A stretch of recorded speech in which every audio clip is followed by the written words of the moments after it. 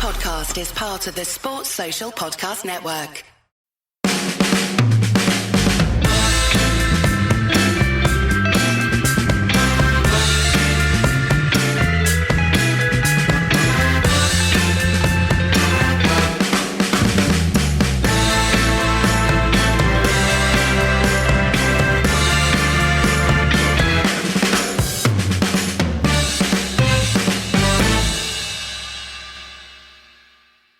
It's funny, I was thinking this as I was coming home from work today. I'm really going to end up doing a Shearer. Well, I don't know much about Cluj, so I'm afraid I'm going to have to rely on what the statistics tell us about that, Ed. Sorry, bad thing happened. Newcastle accent, terrible. Shola Amiobi. That's how you get into a Newcastle accent, by saying Shola Amiobi. Anyway, Ed, how are you doing? Enough of this nonsense. Very good. Packed week, isn't it, really, for football? 2 games just passed, 2 games coming up.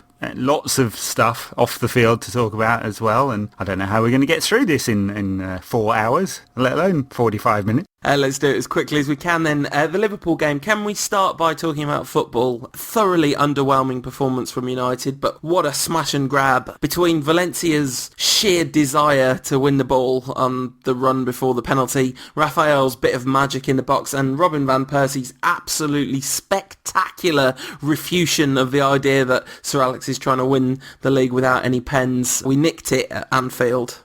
Oh, complete robbery, wasn't it? You know, stole it from them. Totally not deserved at all. I think Ferguson called it a very poor performance, and he's being generous. It was absolutely terrible. Of course, Ferguson didn't take any of the blame himself, and he probably should have, because it was patently obvious as soon as he named a central midfield with 38-year-old Ryan Giggs in it that it was going to be something like that. And given how Liverpool play, always with 3 in central midfield and look to retain the ball and dominate in midfield, it was quite obvious that United were going to be outgunned in midfield and lose the possession battle. And frankly, United only won that game because of a couple of refereeing decisions, which might as well get to it. I thought were both correct, but it's that stroke of luck that helped United win at Anfield for first time in 5 years. Yeah, I mean, it's phenomenal to get a win at Anfield, isn't it?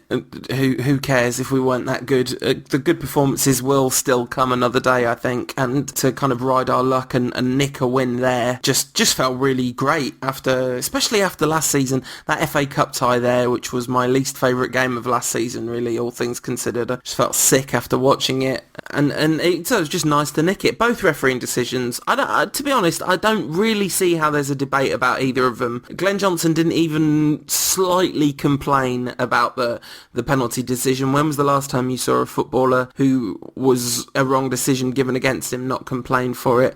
He did afterwards. He accused Valencia of diving. Yeah, right. He said he didn't even touch him and it was a dive. I mean, he completely undermines his own argument by saying he didn't even touch him when he put 2 hands on his back and clipped his heel. I mean, Valencia was kind of going down at the point at which his heels were clipped anyway. And actually, I think Valencia was very stupid defending from Johnson. I think Valencia had run himself into trouble anyway. But yeah, it's unquestionably a penalty. And also, the sending off, the argument that is somehow not a sending off, it's just completely bizarre to me. He absolutely flew into that challenge. Lots of talk made about the fact that Johnny Evans also was a bit reckless in that tackle, which I'm sure he was a bit reckless, but there was no comparison to the way he went in. One of his legs was drawn back. Shelvey went straight into the player. Later on in the commentary, Alan Smith said, when Robin van Persie made an absolutely perfect sliding tackle with one leg down with his studs not pointing upwards, don't see much difference between that and Shelvey. Well, then you really need to think a lot more about human basic anatomy, because it was completely different.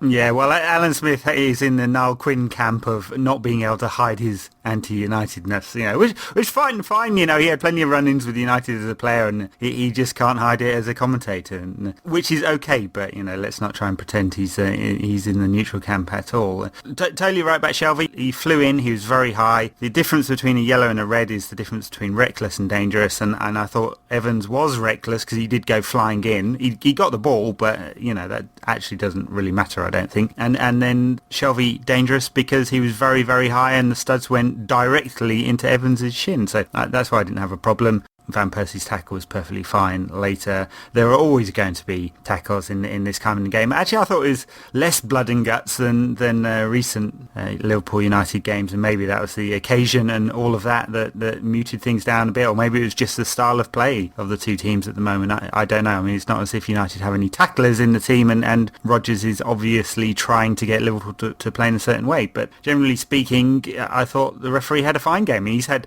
the poor guy's had cancer, and he's had death threats and people wishing for the cancer to return on Twitter, which is rather a shame, but pretty typical of the kind of atmosphere that we have around football at the moment on all sides. I think it's got to be 14-year-olds on the internet, I think it's people that have grown up with the YouTube comment mentality, and there's just a huge disconnect between reality and the internet for these kids, but that's a broader point. I'm sure there were some 45-year-old men in there as well, maybe women too. Let's not be gender biased about people being obnoxious. But yeah, Halsey had an excellent game, very difficult game to referee. Perhaps if we were Liverpool fans recording this podcast, we wouldn't be saying he'd had a brilliant game, because no doubt your team support skews your view a bit, but try and be objective about it, and in this case I thought it was excellent. Those two decisions, no question about it, they were right in my mind. Maybe Liverpool should have had a penalty, but Luis Suarez probably should have tried not to do such a blatant flop with his dive.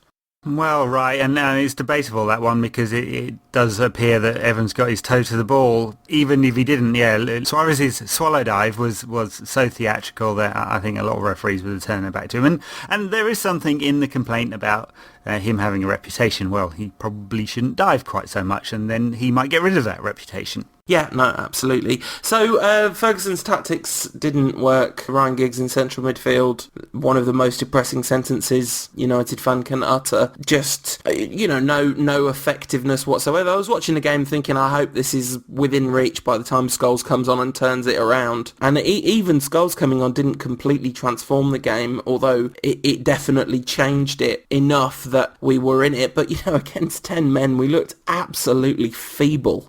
Yeah, actually, a Rancastle listener from Sweden wrote to me, Dennis Johnson, and he went to the trouble of putting together a spreadsheet of, this is from last season, of Manchester United's central midfield combinations and their win ratios as a result. There are plenty of stats nerds on the internet, not just me, which is good to see. Someone's got to get some girlfriends. He mentions of the games, United played 53 matches last season, and this isn't cause and effect, but it's just an indicator. So what were United's win, draw and loss ratios with various players? So Carrick played 33 games, 15% loss ratio. Scholes played 15 games, 12% loss ratio. Anderson played 11 games, 9% loss ratio. Cleverley played 9 games, 22% loss ratio. And we can go on, and there's Fletcher and Jones and Park and Rooney and Gibson and Raphael. Who's got the worst lost ratio of the lot? Ryan Giggs, 37%. Now, of course, that isn't cause and effect, but it might just give you a little indicator to show that when Giggs plays for United, United don't have a very good record. I mean, it generally means there's a problem, right? If Giggs is playing in central midfield, Scholes isn't fit, there's an even more serious problem, and Carrick's playing at centre-back, something like that. But also, Fergie does it in, I don't know, like quote-unquote big games sometimes for some reason which to me looks misguided, but, I can only assume he was looking for the experience and felt Scholes had 2 games beforehand, so couldn't put Scholes into the mix there, and wanted the experience rather than Cleverley or Anderson or any of the other options. Fletcher's back now as well, so it's got to have been that, but it's a mistake, right? The Giggs, unfortunately, he's getting on, so he's not as mobile as he used to be, even though he still covers the ground well, but he's just so wasteful with the ball, and there have been times when he's been down at sort of 65-70% possession. He was better than that in this game in terms of his neatness of possession, but he just had no impact on the game. There was no oomph in midfield, was there? United just weren't able to compete until Shelvey was sent off, and as Scholes came on, was able to start dictating play a little bit more. Yeah, absolutely. A word for the 2 moments of magic Raphael's goal, wow, absolutely stunning. Where did that come from? I mean, he's had some good games this season as well. I thought he had a fine game at Anfield. I thought defensively he was pretty sound, and that's the area he gets most criticism from. And then an absolute piece of magic for the goal. You're right. And you know, I mean, he's very young, and perhaps he really is growing into it. Perhaps he's maturing. You know, I don't know whether he's got the capacity to really learn to be a diligent right back. But in the modern game, it's a very, very difficult ask anyway, as we keep talking about every week, really, especially in terms of Evra. You know, they don't have that much cover. They're expected to do a lot of work offensively, and so the defensive work definitely suffers. No question about it. And learning your trade in that environment can't be straightforward for Raphael. But yeah, a very good game defensively, and an absolute wonder goal. Just beautiful to see him, kind of all the lovely interplay on the right that led up to it, and then him breaking into the box and curling it into the far corner. Just a completely assured finish. Wonderful stuff. Look, it's an exaggeration to say it, but it's not far off true that there are only really two good moments for United in the match, and that move and the goal was one of them, and Tony Valencia's jet-fueled heels to win the penalty. I mean, it's tragicomic, wasn't it? The two Liverpool players crashing into each other as Valencia flew past them with the ball and then got into the box and won the penalty, and a fine finish from Robin van Persie. You knew he was going to hit it hard, though, didn't you? I mean, especially after the last one. I kind of had a vision of him doing a full Panenka and scoring and just giving it the full big one. But yeah, there's no question that as those Liverpool players collided with each other, the noise that they heard was this. Beep, beep. Exactly. It was unbelievable. I was watching it on telly and they were so much nearer the ball than he was, and yet he suddenly just looked like a 100-yard sprinter. We really did sign Bolt up after all. And yeah, Van Persie blasted the penalty rain, a good saver of penalties. Guessed right, went the right way, moved early, did everything you're supposed to do as a keeper. But nope, he got a good hand to it, but it was just too much power and fantastic stuff from the big Dutchman, and Robin van Persie rang out around the ground. A very quiet game, but a crucial moment. I suppose we ought to briefly touch on the old issue of chanting and fans and Hillsborough and all of that stuff, because it would only be fair as a review. And there were some moments in the game. There was one moment of Murderers that I heard, and one of Where's Your Famous Munich Song.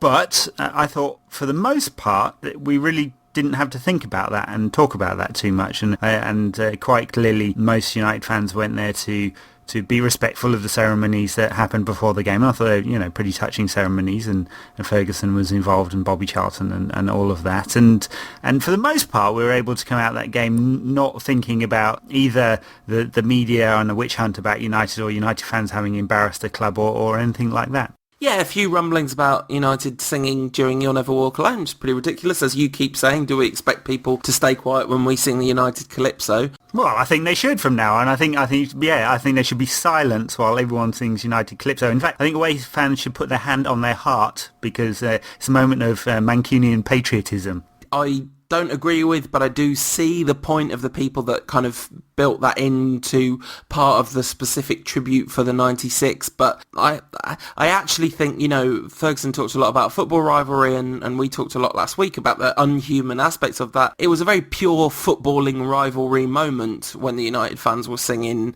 that. They were like, you sing your football song, we sing our football song to try and out-chant you. Right, and it's every single game against Liverpool. So, I mean, I have to say this one baffles me, and the only reason it's been made a fuss of is, A, the atmosphere, B, the hope for a story, and ignorance on the part of some of the journalists who are trying to talk about it. Yeah, absolutely. I mean, that was very clearly a moment of hoping trying to make a story where there wasn't one, because they set it up for a story that never took place, really, and that's great. It's brilliant to not have had to talk about that too much, so good stuff. And, John Joe Shelvey having a massive pop at Fergie is kind of misguided anyway, but specifically misguided in a week after he's been so incredibly magnanimous about Liverpool. Yeah, you're right. I think Ferguson takes a lot of credit from the week and the way he created a focus around the club on doing the right thing and made sure United were part of the ceremonies, but also made sure the fans, had the word from him about what was acceptable and what wasn't acceptable. And I thought,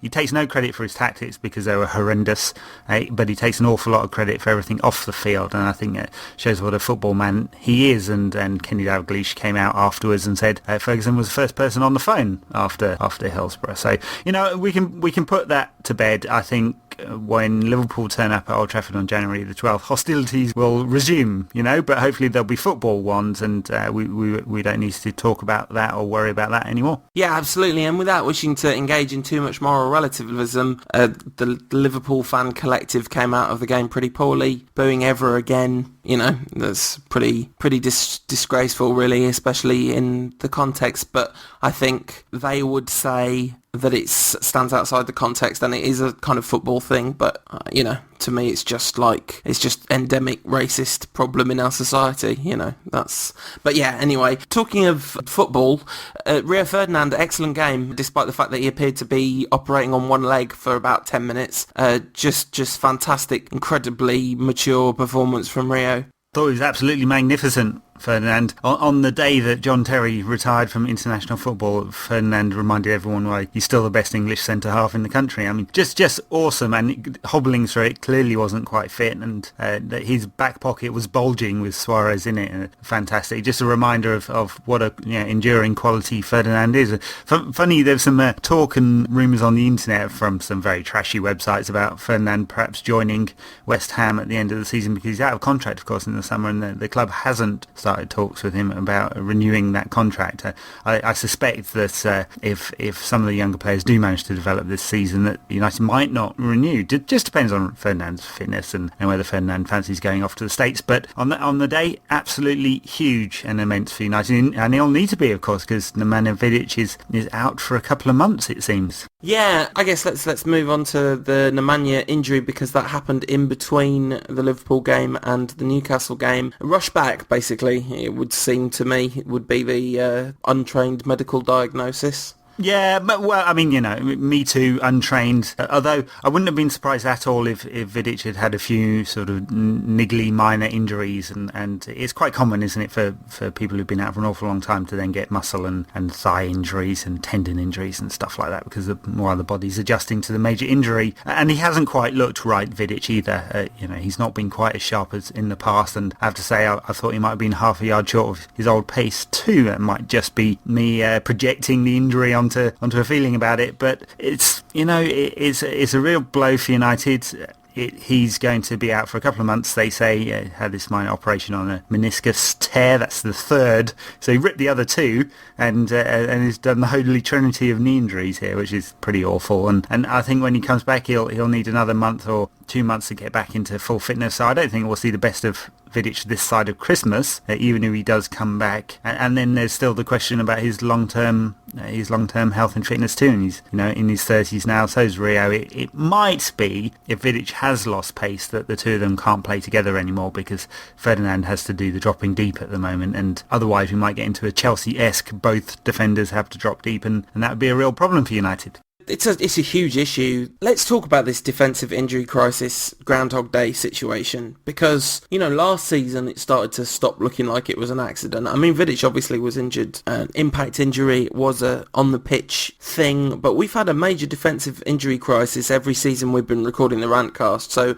unless it's a cause and effect thing that somehow the vibrational quantum effect of the Rantcast's existence is to take out United's defenders, there is something going on. I mean, is it just misfortune? Is something being mishandled at the club? I guess we don't have enough data to say, really, do we? No, nothing conclusive. I mean, people, of course, talk about training and fitness and medical facilities, and United are spending an awful lot of money on upgrading the medical facilities at Carrington. But I suppose it's probably just bad luck. But even if it is just bad luck, given the histories of all the players involved, Ferdinand, lots of injuries. Vidić has had injuries before this. Remember that nerve problem he had while negotiating the new contract. Raphael, lots of injuries. Johnny Evans has had quite a few injuries, and and an ankle operation in the summer, which I can tell you takes an awful long time to get over. And Smalling and Jones both had injuries last season. So there we are, we're stocked with defenders, and all of them get injuries except for Patrice Evra. And of course, Ferguson brought in cover for Patrice Evra, which, there has some sad irony to it as well. And so because of that, even though United were stocked and prima facie, it seems like we're in a very healthy position in terms of defenders, the history says that it was probably a mistake not to think about that. And once is bad luck, twice is pretty misfortunate, 3 times looks like bad planning. Yeah, absolutely. And this really is the third very serious central injury crisis. I mean, Johnny's all right and Rio's all right, so we're all right. But if either one of them goes down, then it's Michael Carrick in central midfield and in central defence, and everyone's worst nightmares realised. I suppose there are a few more options in central midfield because people are getting back to fitness, so of course Cleverley can come in, but there's no other defensive player unless we're counting Fletcher, and of course he had a game against Newcastle which was really, really great to see. We'll come on to the Newcastle game, but in central midfield United are light on quality, as we saw in the Liverpool game, and so any more defensive injuries and we've got a real problem. So talking about Newcastle, on to Newcastle, and I thought there were quite a lot of positives there, not a fantastic performance by any means, but quite a few youngsters who really did themselves a lot of good, I thought. Yeah, absolutely. And in fact, talking of being light on quality in central midfield, an excellent central midfield performance from Fletcher, Cleverley and Anderson working as a sort of 3. Amazing to see Darren Fletcher play 90 minutes for the United first team. Yeah, amazing. He appears to have aged about 17 years over the last 10 months. So, I mean, he's really got that old man's face about him now, which is kind of a shame, but running about, making tackles, he looked energetic, he looks bigger than he has done in the past. He's obviously put some weight back on and stuff, and it's just great to see him back. Who knows whether he's going to be able to come back to his very highest level again. I don't know, honestly. I guess it depends on quality of his health, but great to see him in there. Thought Cleverley had a very good game. Anderson had a decent game as well, obviously scored the goal and waddled around a bit and, provided some sort of energy, not always great quality from him, but good to see again. Of course, is this Anderson's Renaissance, part 87. We can talk about whether he's going to come back or not. Of course, he'll get injured next week, inevitably. But good to see those two, and Wayne Rooney back as well, which is good for United. I'm not quite sure where he's going to fit into the side exactly, but very good to see him back. But the big positive for me were the 2 young guys at the back in central defence who had some top quality strikers to deal with and did really, really well. Scott Wootton, very good, I thought. Pick of the bunch was Michael Keane, though. He's been outstanding at reserve level, and I thought he was really, really good on Wednesday night too. They did brilliantly against Amiobi. They struggled slightly when Cisse came on, but frankly, some of the best central defenders in the world have struggled against Papi Cisse. He's a phenomenally gifted centre forward, so no real surprises there. They did great. Anderson, just a word for that goal, because a wonder strike is one thing, but a wonder strike under that level of pressure, it's absolutely something else. And you watch that happen, and it just, Anderson's kind of mixed up and down performances throughout the seasons comes flashing in front of your eyes all in one go, and you can't quite believe what you're seeing. It was a remarkable moment from Anderson, and we cannot review this game without talking about T-Clev's brand-destroying miss. He was very pleased to have made up for that one. Well, fantastic goal from Anderson, burst past a player and then lashed it into the corner. Of course, it went to his head a little bit because every other shot he had on the night, he skied into the stands, some awful ones after that. So, what was that? 3 goals in nearly 175 appearances or something. It's not a great record, is it? Cleverley, yep, he's not had his shooting boots on this season, has he? But a fine goal, passed it into the net, and that was a mark of quality. He really should score more goals, I think, Cleverley, and did a bit of a celebration afterwards, and that'll put a few zeros on the new contract that his people and his entourage are negotiating as we speak. I'm sure I'm probably signed up a couple of sponsors overnight. Nick from @Man United Youth would no doubt want us to point out at this point that he's had a really good scoring record sometimes when he's been on loan. So it might just be that he hasn't played very many games for United yet, the reason that he hasn't scored. And I wonder if that confidence will lead to, that goal will lead to a bit of confidence and a burst of goals. Maybe, it depends on the position. He scored freely at Watford, not at Wigan, so and not for United so far. So I think the evidence says he scored freely at Championship level and nowhere else results yet. Doesn't mean he hasn't got the qualities to do it. And of course for United, he's playing fairly deep. He's playing in the sort of two, trying to give a platform to Shinji Kagawa when he does play. He's been outside for a couple of weeks, obviously, and so we'll see. I think he's got the talents to score goals, and maybe it's just about getting into the right positions more. Talking of young lads at the back, David De Gea in goal.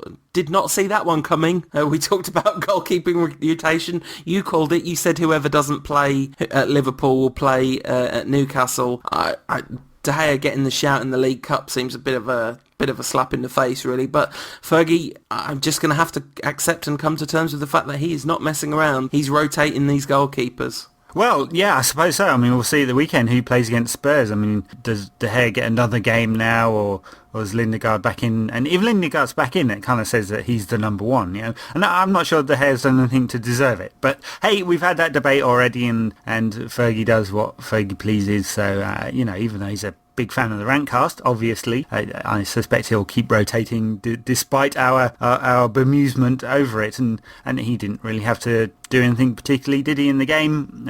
He did fine. I think he just missed one that hit the bar and then couldn't get to Cissé's header. Nothing really to be concerned about. I know the commentators were complaining about one time he punched, which seemed fine. He punched and he got it away, though, but apparently that was terrible. But, there you go. I think there's some commentators and pundits who have decided that whatever happens, De Gea can't do anything aerially at all, even when he does. Yes, it's Alan Smith, so you can instantly disregard it. I have not written a poem about Alan Smith, but it can only be a matter of time. At Benny Hudson asked a really interesting question, I thought. Of the debutants last night, as we record this, it was last night, who is the most likely to reach 100 appearances for United? And I think Michael Keane would be my shout, but obviously it's a huge call. You have no idea, and there is an outside chance that all the debutants could make it at United. I don't mean all of them, but any single one of them could.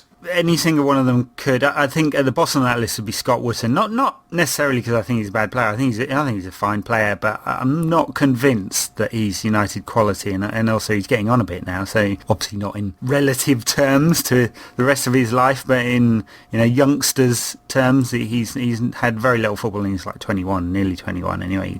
He's soon to turn 21, and so he'd be the bottom of my list. And Michael Keane, yeah, I mean, he's made so much progression over 18 months. I think 18 months ago you'd have doubted whether he'd have made it as a right back, and now we're talking about perhaps he'll be a United quality centre back, and so that's a real mark of his progression. Of course, the reserve team player of the year, so it'd be fair to pick him as the one who might make it to 100. Ryan Tunnicliffe, reserve team player of the year before that, also came on, and if you've not already heard this story, his dad bet £100 when he was 9 that Tunnicliffe would one day play for the first team at Manchester United. Not when his dad was 9, but when Ryan was 9, and he did it and pocketed his dad £10,000. So not bad.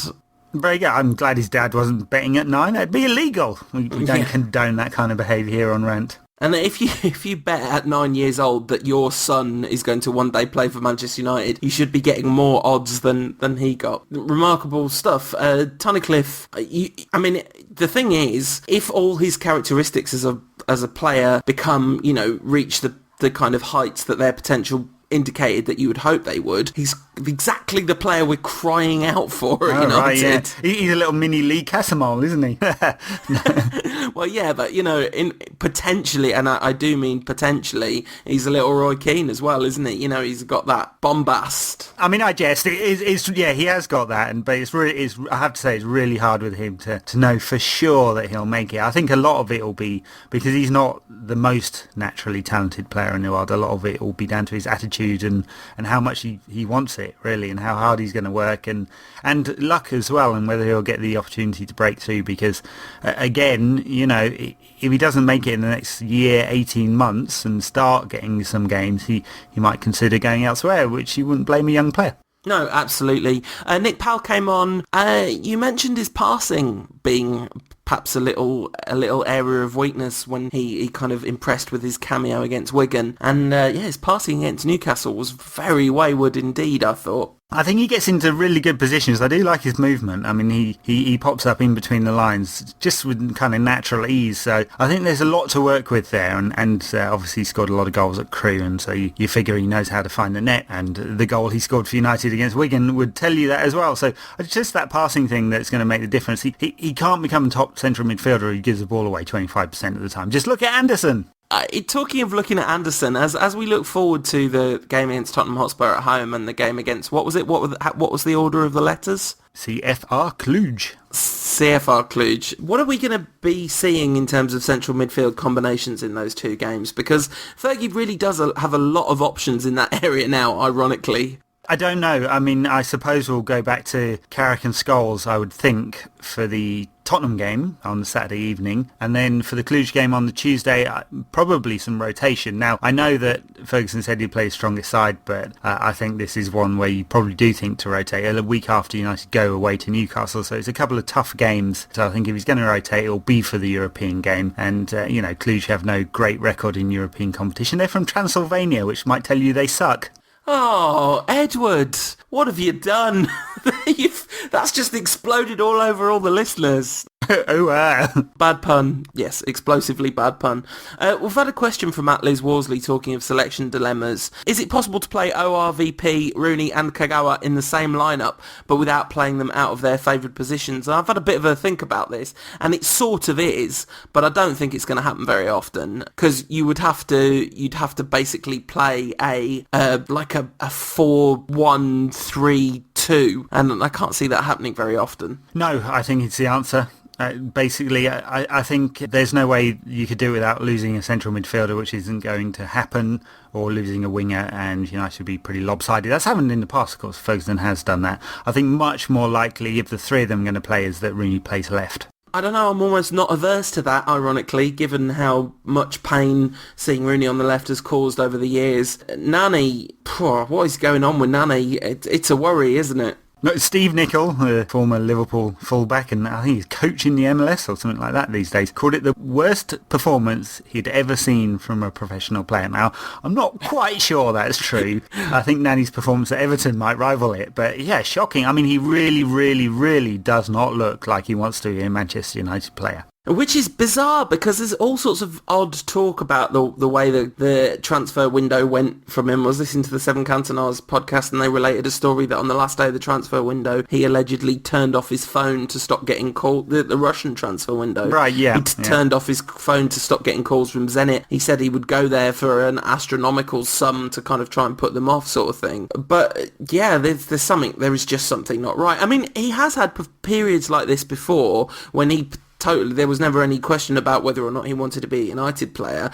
He just had patches of very poor form and then suddenly exploded into life again. So perhaps he'll have a period on the bench now and then explode into life. We'll see, yeah. I mean, it does depend on players' fitness. With Ashley Young out for a little while, we're a bit light in the wide areas. So, I mean, perhaps Rooney's fit enough. I mean, I thought, coming back to Rooney, he looked pretty good against Newcastle. And, those two barometers, it was mentioned a few times by people on Twitter, the two barometers of Rooney's form, his first touch and his weight of pass, were good, right? And there were some good signs there. So I think if Ferguson does want to put Nani on the bench or out of the squad altogether, he's done that already this season, then the obvious option is really for Rooney to come in left, or Welbeck, I suppose, and for Valencia to play right, depending on his fitness, because there's a story about him having a trouble with his foot as well. Daily Mail ran that one. I think that was the only paper to actually run that one, so we'll see whether that's true or not. We sort of bemoan the state of things at United quite often, given the frustrations with things like Giggs playing against Liverpool, and it's very difficult to be kind of unabashedly positive and optimistic about United, because they make it so hard to do that. But there are huge causes for optimism throughout the squad. In every position we've got players and cover and all that kind of stuff. There's just some catalyst missing to get everything firing on all cylinders. But while that's not been happening, we've still been winning games. Van Persie's dragged us through this early part of the season with the help of Paul Scholes, and we're in an excellent position. And having got those 3 points at Anfield, that's 3 points we've not been able to take for granted for a long time. So it really is going to be interesting to see where the season goes from here. you could argue that United haven't played well at all in any game this season. I mean, Newcastle game's a slight aside, isn't it, because of the nature of the tournament and the team and all of that, but definitely not got going. Yes, there's a reason to feel very optimistic because there are lots of players in all positions. It's a big squad. There's lots of hope about some of the players that could really come good. So if you had the most positive spin on it, you'd say there's some really positive signs that United could be really good. I think there's an awful lot with the converse of ifs and buts, and you don't really need to be a pessimist to say things aren't quite right with some parts of the United squad, and central defence and central midfield are two major areas of weakness for slightly different reasons, and that's a real problem. But maybe that win at Liverpool will kickstart things. You've got Spurs at the weekend. That's always a good game at Old Trafford. Should be open. Vidić is trying to get Spurs to play some very attacking football. The game at Cluj in midweek, you'd expect United to win that, and then the away trip to Newcastle. So, maybe this is a springboard for a really good run up to Christmas, which would be unusual for United, and that's the positive spin on it all. It could come really good. And a great fixture to kick off things going well, United against Spurs at Old Trafford. To be honest, I mean, there's obviously a lot more, there's fixtures which have a lot more emotional weight and a lot more intensity and, have been title deciders or hated rivals and all that sort of nonsense. But there's no fixture for me which sums up English football glamour better than United against Tottenham at Old Trafford. It's just, you barely remember a stinker. There's goals galore, that phenomenal turnaround when we were playing the deadliest front four in the history of front fours, in the 5-2 the other season, all kicked off by Ronaldo scoring a nicely dived 4-pen. But yeah, it's a terrific fixture. Every time it comes up in the calendar, I talk about how my favourite ever game was the 3-3 draw sometime, I can't remember what year it was, in the 80s, just because I had the VHS of that and me and you used to watch it over and over again. It's an awesome fixture and one United do very well in. Yes, very good record. Very good record, Spurs. They obviously did the double over them last season. Knocked them for 5 a couple of times in the last decade or so. A couple of 4s in there too. And yeah, for some reason we always beat Spurs, don't we? Not always, but frequently. Very frequently, in fact, and really good record over Spurs in all competitions in the last decade or so. And I'm kind of expecting it to happen again. Vidić has come in. He's made a few changes, not dramatic changes. He's not tried to do a Chelsea on this one, but he made a few. And Spurs, they've been in and out of form, haven't they, this season? They haven't really taken off yet. But there are a few signs. They beat QPR at the weekend, and a few signs that they're coming back into some form. And he's promised to come to Old Trafford to attack, which is always music to United fans' ears, I think, when Spurs come to Old Trafford to attack, because it probably means they're going to ship 5. Absolutely. Lots of interesting questions about Spurs' transfer window. In some ways they did quite a lot of good business, but obviously losing Luka Modric and Rafael van der Vaart is an enormous loss for them. Yeah, definitely more Modric than Van der Vaart, who had a bit of an off-season last season. Interesting, Modric, he's playing in the hole for Real Madrid. We always thought of him as a kind of deep-lying playmaker, but he's taken Mesut Ozil's place in the Real Madrid side, and he's kind of playing behind a lone striker, which is interesting. But yeah, big loss to Tottenham, but I think they've done some good business. They've got a nice balance to the side. Obviously, they haven't replaced like for like in terms of quality, but Dembele, who was excellent for Fulham at Old Trafford, will be another player I'm sure he'll start for Spurs. It'll probably be excellent again for Spurs. Yeah, no, absolutely. And of all the business that was done, those are probably the 2 players that didn't come to Old Trafford in the summer that I would have most liked to have miraculously in one case, and slightly more feasibly and confusing that it didn't happen in the case of Dembele. But it would have been amazing to see Modric at United. But of course that one was never on the cards. No, and it seems from the word doing the rounds that Dembele was never on the cards either. United didn't make any attempt. Despite the newspaper stories, it would seem that the lad Herrera is definitely coming, so probably in January, and that's maybe why. But he's not quite the same kind of player. But I'm kind of looking forward to seeing Dembele. He's a real rare breed for a central midfielder in that he actually dribbles with the ball. You very rarely get a central midfielder these days who wants to take on a player, and that's why he's such a lot of fun to watch. cliches aside, Spurs are generally a lot of fun to watch, so it should be a good game, because fun to watch sides bring out the fun to watch sides of United, and that's that's always lovely to see, because we do have a tendency to get a bit turgid from time to time, but all the attacking talent on show, I wouldn't be surprised if he played a little more adventurous side, because it is maybe not just Carrick and Scholes in the centre of midfield, maybe even give Scholes a bit of a further rest, because he might think that some of the other options could do the job and save Scholes' precious legs for later in the season. Maybe, yeah. I have to say, if I was betting on this one, I'd probably say that Scouse will play in this one. But hey, it wouldn't do him a load of harm, would it, to give him a rest now and for the Cluj game, and give him that 10-day break, and keep him fresh for games coming ahead. We'll see with that one. We'll see. Talking of turgid, I bet we have some Twitter questions this week. No, that's cruel. That's absolutely harsh. I mean, I've tried to dot a few into the show, but this is another one about young players at United, but slightly different take on it. This is from @RudeBoy99. That's RWD, if I didn't make that clear from pronunciation. He says, in light of last night's debutants, who in your opinion has been the greatest ever youth player to play for United? I mean, if you mean the United youth product who's come the most good, I think there's a definitive correct answer to that question, albeit he is up against some pretty stiff competition. But in our lifetimes, I don't see how you could look past Paul Scholes. And Ryan Giggs. And Darren Gibson.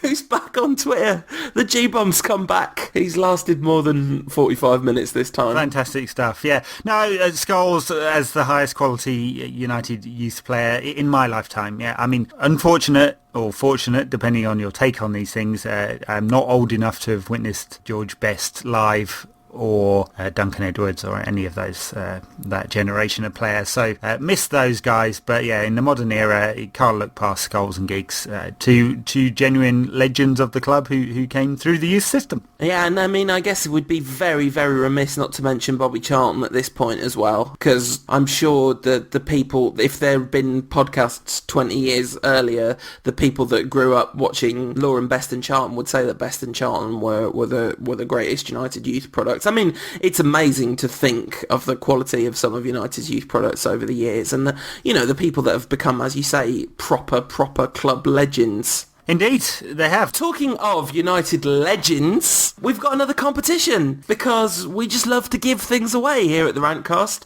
although as of right now this is the last thing we have to give away, so if you want to give contest prizes away on the Rantcast, just get in touch with us. I'll read the postcard that came with this from a PR consultancy firm, just to make it very clear. It says, this scarf was signed by the following Manchester United legends. Lou Macari maybe gets legendary status for the chip shop. Gary Pallister, yeah, it's close, but, you could give that a shout. Brian Robson, unquestionable Manchester United legend. Wilf McGuinness, I mean, I don't know, slightly unsuccessful replacement for Sir Matt Busby. Don't want to be disrespectful, but does that get legend status? Probably not, no. Let's be honest about it. A man with a legendary tan, Clayton Blackmore. Oh, I mean, I would pay good money to have a scarf signed by Clayton Blackmore, let me tell you.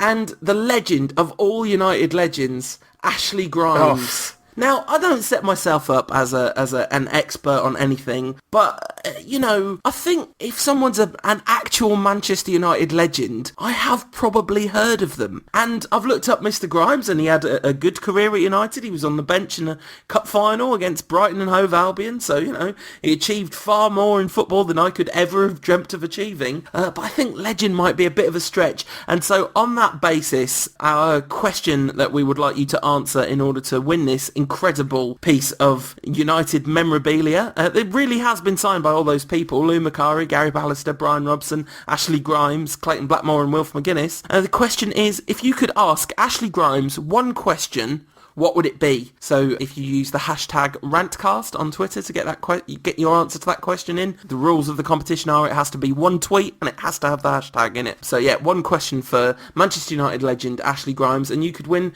this glorious Man United scarf. It says MUFC on it, and it's signed, and that definitely says Lou Macari, and it doesn't smell of the chip shop. And, very nice. There you go. Lovely stuff. I mean, that's quality there. So you don't get that on other United-related podcasts, let me tell you.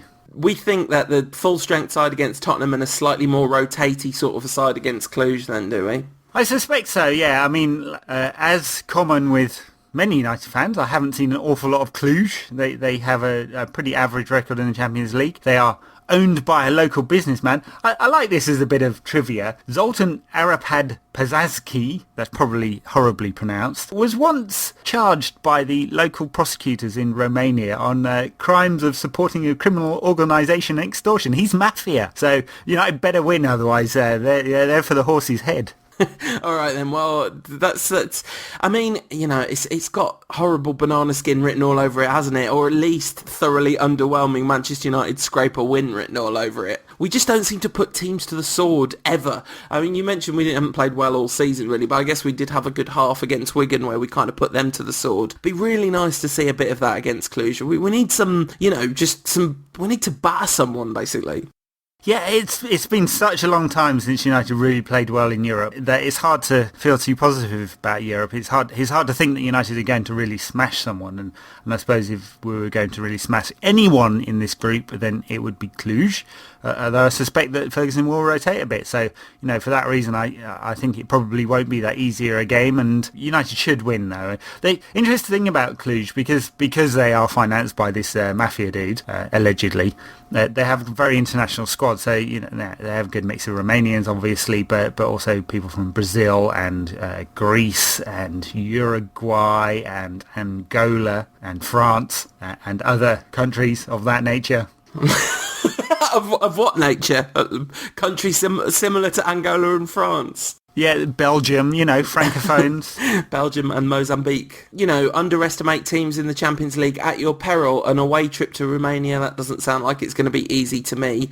We're playing on Saturday and Tuesday, which is never the easiest. For me, a lot depends. I think if he doesn't play Scouse against Spurs and he then does play Scouse against Cluj, I'll feel a lot more comfortable. Because when he kind of puts in Scouse for experience, it's a lot nicer than when he puts in Giggs for experience. And I think I kind of have a horrible feeling that there could be a Giggs in central midfield game against Cluj, because he might just think that European experience is needed. But I'd rather that didn't go down. Yes, I suppose away in Europe you'd probably want to look for a bit of experience. I don't know. He's rotated heavily in some European games against lesser opponents, shall we say, in the past. So I know he promised to play a really strong side, and maybe he will do. But as I said, that kind of envelope of tough games either side makes me suspect that there'll be a few changes. We might see Cleverley and Anderson again, something like that. That wouldn't surprise me an awful lot. Maybe another run out for Darren Fletcher would be nice to see again. Yeah, because I think undoubtedly the highlight of the week was having Darren back for 90 minutes, the low light being Nemanja's injury. But another 2 wins for United since we last spoke, and I guess you're going to predict another 2 wins. What are the scores going to be? Yeah, I think United will win twice, and it's Spurs, so there's going to be goals, so I think it's going to be 3-1 to United. All right, I'm going to go, I don't know, I'm quite tempted to say like 7-4 or something, but that's probably not going to happen. So yeah, I think I'm going to go 4-2. Let's be ridiculous about these things. And then Cluj, I think, a slightly underwhelming 2-0 win. Yep, 2-0 sounds good to me. Yeah, I think it'll be a slightly underwhelming but professional performance out in Romania. All right, and we'll be back with another one of these things this time next week. Looking forward to it, and glad we could finally do this after a few technical troubles this week. But we're on the air just about, and we'll be celebrating a couple of wins, I think, this time next week, and giving away a legendary Ashley Grimes scarf. All right, take care, folks. If you want me, you can get me at UTD Rantcast. You can get Ed at United Rant. Always lovely when people leave us nice reviews on iTunes. Thank you to everyone that's done that, and thank you to everyone that's hit us up at unitedrant.co.uk/donate. It could not be more appreciated. And we'll see you next week. This podcast is part of the Sports Social Podcast Network.